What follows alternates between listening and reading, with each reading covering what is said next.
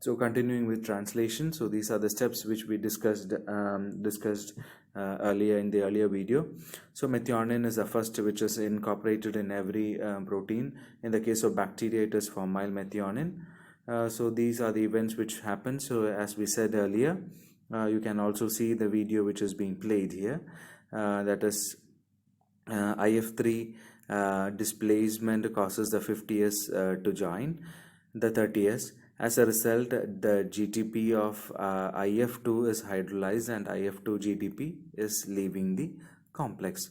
So this is what is happening, and this is the end of the initiation of translation. Coming to the next one, which is elongation.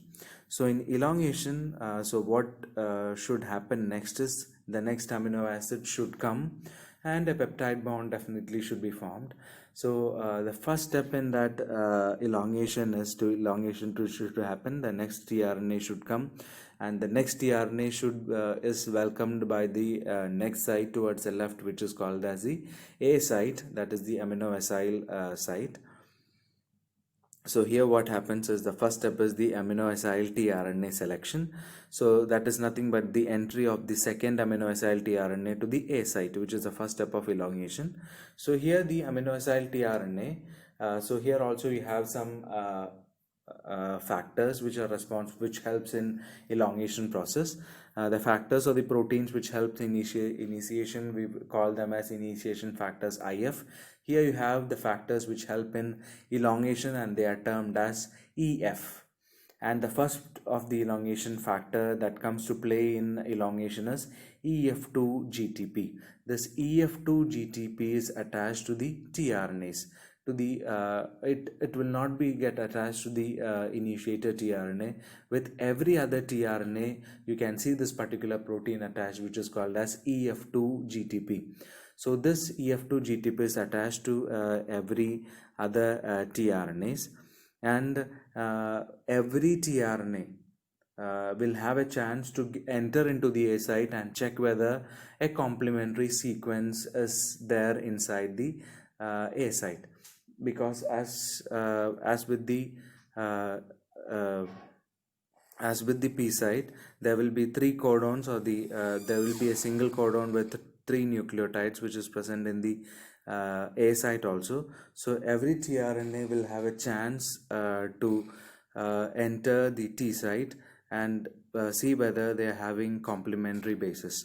So every tRNA which is entering the A site will be having the particular elongation factor, which is called as the EF2 GTP, and this GTP will be hydrolyzed whenever correct codon anticodon pairing happens or complementary pairing occurs.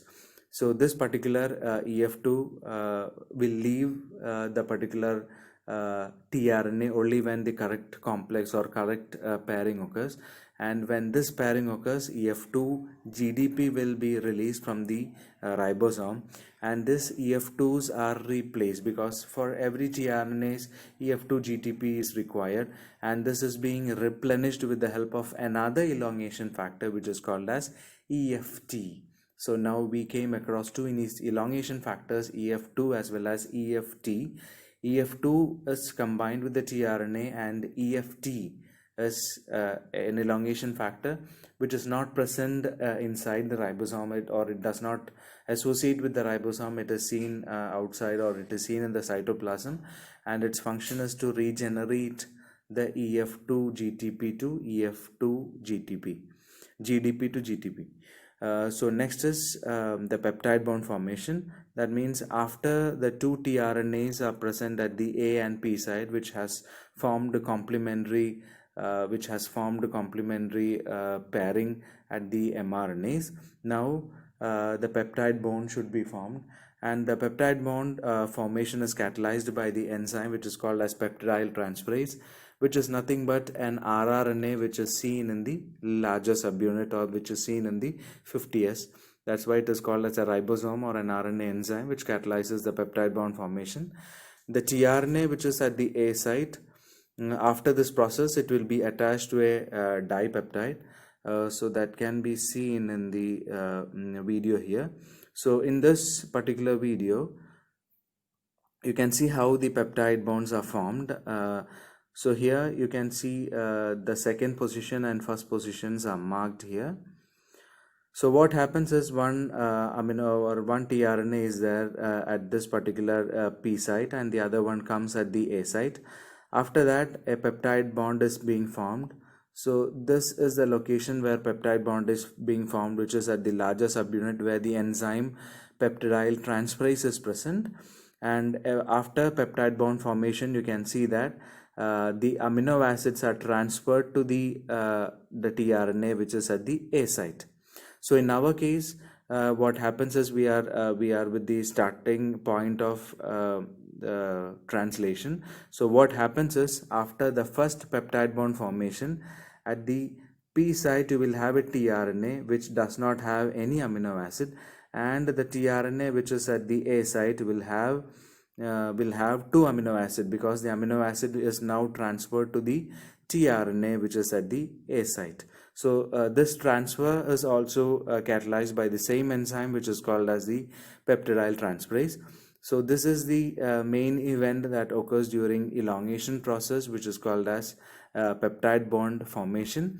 So after peptide bond formation, you can see that the amino acid are transferred to the tRNA which is at the A site.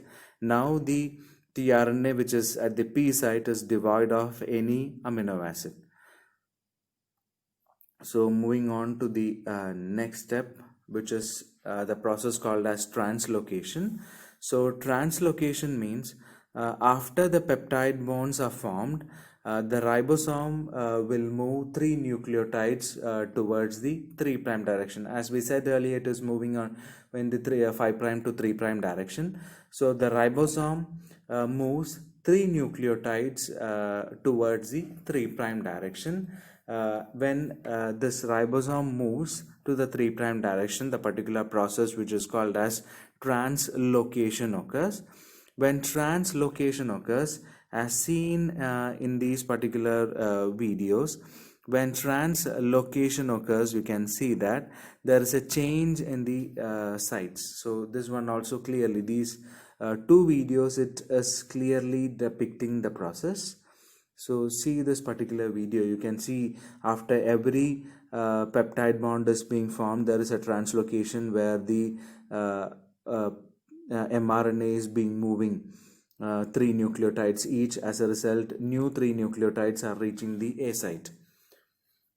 So now what happens is new three nucleotides reaches the A site, which is devoid of any tRNA.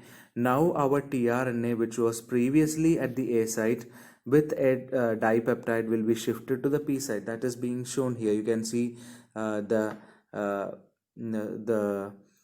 tRNA with the amino acid is changing its position from the A site to the P site.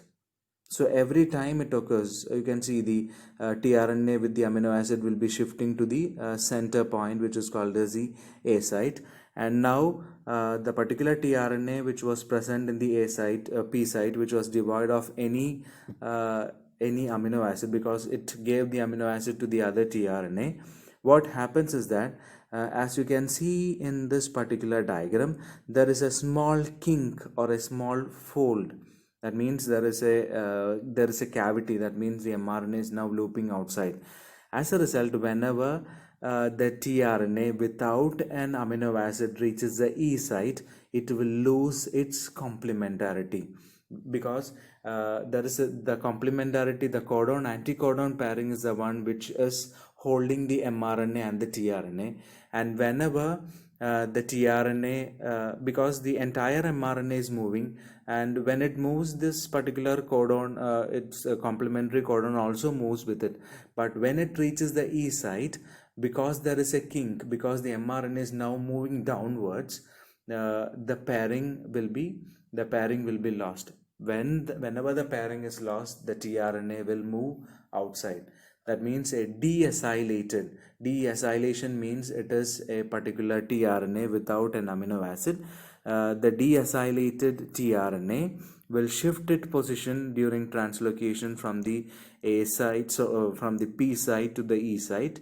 When it reaches the E site, because of a kink in the ribosome, the mRNA, the complementarity or the codon-anticodon pairing will be lost, and this loss in codon anticodon pairing will cause the tRNA to move out of the ribosome. Now the process will continue. The new, as you see in these particular videos, a new tRNA is coming at the A site. Now the particular tRNA which is at the P site with two amino acid shift it the amino acid to the one in the A site. Now the A site tRNA will have 3. Then translocation occurs. The tRNA with 3 amino acid will come to the P site. The other amino acid which is tRNA which is deacylated is moving out of the ribosome because of the kink. So this particular process will continue till our ribosome reaches a position, and that position is nothing but we are going to see the next step, which is the last step, which is called as termination. So termination occurs whenever so translocation is happening, peptide bond formation is occurring, etc. And whenever the A site reaches a particular sequence or a particular codon which is called as a stop codon. It can be any of the 3 stop codon. When it reaches there is no tRNA which is complementary to the, which is having an anticodon which is complementary to the to our stop codons. And there are some factors here which helps in termination. They are called as releasing factors. There are 3 releasing factors: RF1, RF2 and RF3. And the 3 releasing factors, these releasing factor in this particular termination, they take up the role of the tRNA. They take up the role with tRNA means they cannot form a peptide bond, etc. They are going to terminate this particular mechanism, or they are going to terminate this particular process of translation. So what these releasing factors are going to do is can be seen in the slide, because the releasing factor, the first releasing factor, which is RF1, this particular RF1, it can recognize 2 stop codons. RF2 can recognize another 2 stop codons. RF3 is non-specific. It can recognize any stop codon. Recognize in the sense, when a stop codon comes at the A site, that means now the open reading frame is at the end, or the mRNA, the translation process is to be completed or terminated. So any of the 3 releasing factors, depending upon their whether it is RF1, RF2 or RF3, it joins or it will move into the particular stop codon region or into the A site, where the releasing factors binds to the A site. Now this peptidyl transferase which is present in the larger subunit, it will search for an amino acid to form a peptide bond, and whenever an amino acid is not present, what peptidyl transferase does is, that means whenever in the A site a releasing factor comes, that means there is no amino acid in that. What peptidyl transferase does it will cleave off the polypeptide from the tRNA which is present in the P site. So now the P site is having a long polypeptide chain, and usually what happens is, if there is another codon, this long one should be transferred to the A site. Now it cannot be transferred, because instead of a tRNA you are now having a releasing factor over there. As a result, there is a releasing factor, what peptidyl transferase, the same enzyme which is causing the peptide bond formation, causes the cleavage of the polypeptide from the tRNA. As a result, the entire polypeptide will be released as a protein towards the cytoplasm. And whenever this polypeptide chain is broken, the tRNA and releasing factor, etc., they move out of the ribosome. The 2 subunits of the ribosome, they separate from the mRNA, and this marks the end of what is called as a process which is called as translation.